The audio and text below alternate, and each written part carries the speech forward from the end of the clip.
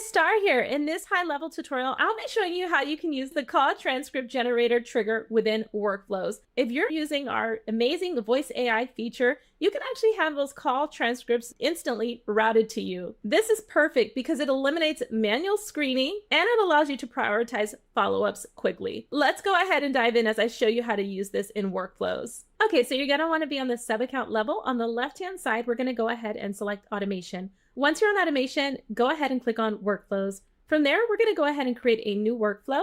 Just go ahead and use the blue button that says plus create workflow. We're going to go ahead and start from scratch. So now that we're in the workflow builder, let's go ahead and add a new trigger. And what you're going to want to do is just go ahead and search for transcript generated. Let's go ahead and select that.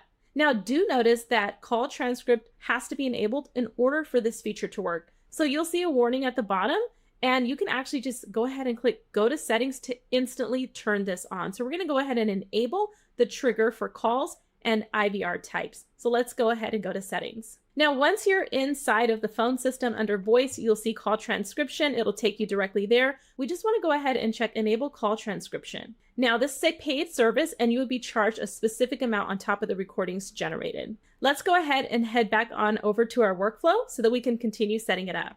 Okay, so now that you've enabled that feature, we're just going to go ahead and start with the workflow trigger. And we're going to go ahead with that transcript is generated. And the type is, you can select calls, IVR, or voice AI. Let's go ahead and select calls in this case.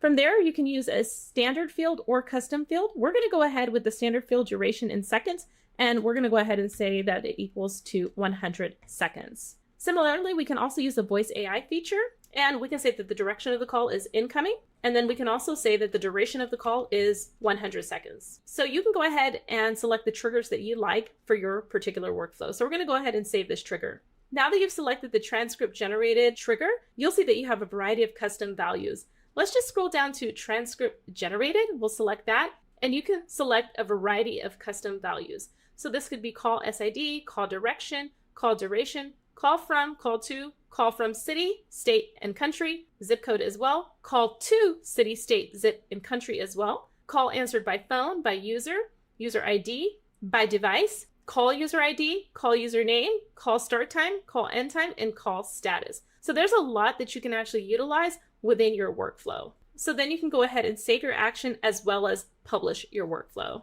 So I want to talk about the use transcript data.